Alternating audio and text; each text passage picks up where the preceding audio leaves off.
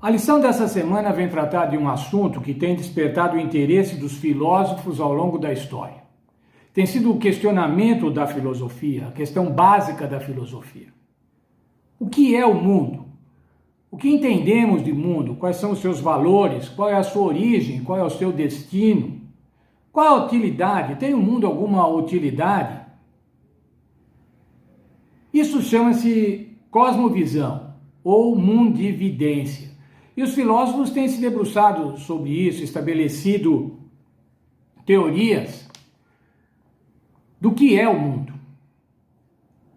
Pensando somente no aspecto astronômico, por muitos anos a humanidade acreditou, por centenas de anos a humanidade acreditou que o sistema planetário era um sistema geocêntrico. Isso quer dizer, a Terra estava no centro e a Lua e os outros planetas todos giravam em torno da Terra.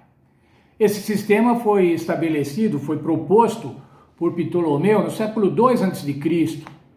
E até os anos 1500 aproximadamente, com a teoria de Copérnico, que mudou-se isso. Copérnico demonstrou que a Terra não era o centro do sistema planetário, mas o Sol. O Sol é o centro do sistema que nós chamamos sistema solar, exatamente por isso, por causa do Sol ser o centro. E que os planetas todos giram em torno do Sol, e a Lua gira em torno da Terra, mas somente a Terra. Veja, por mais de 1500 anos, aproximadamente 1700 anos, a humanidade acreditou de uma maneira e depois viu que era de outra maneira.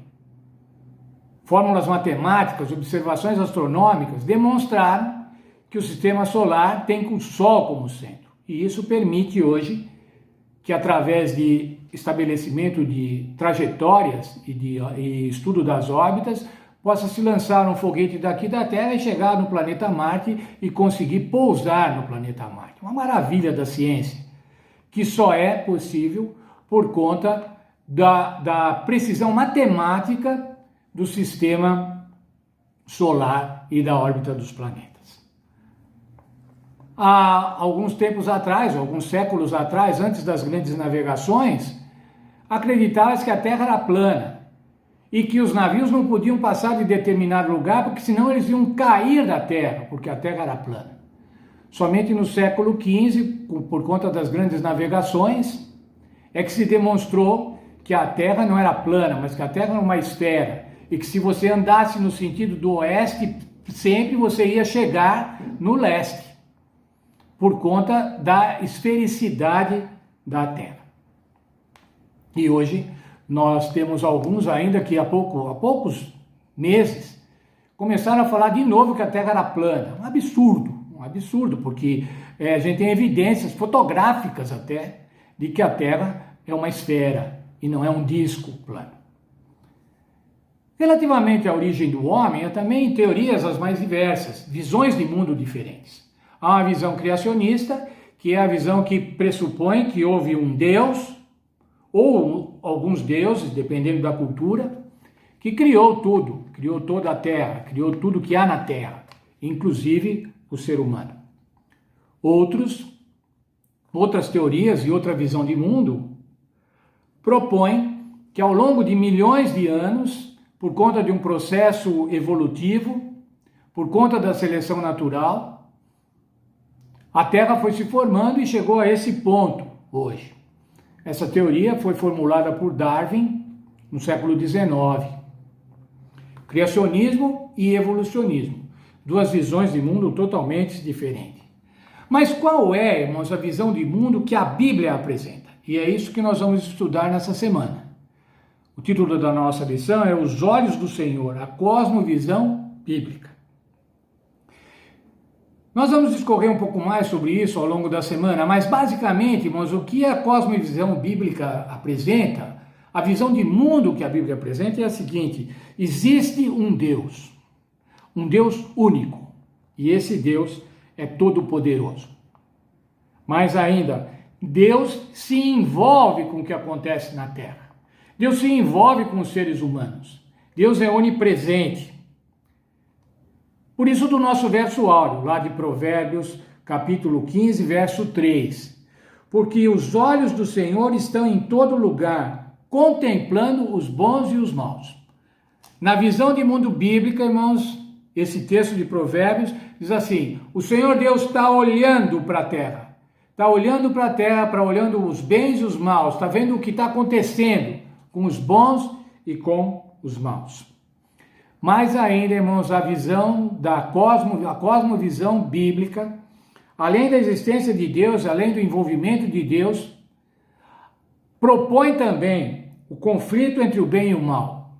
Admite que existe um conflito cósmico entre o bem e o mal, e que as pessoas se posicionam ou ao lado de Deus ou ao lado de Satanás.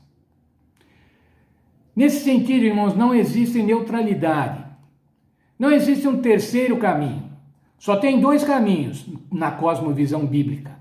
Ou você aceita a Deus e é fiel a Ele, ou você não aceita a Deus e daí você está aceitando ao diabo, está integrando os exércitos do mal, os povos do mal.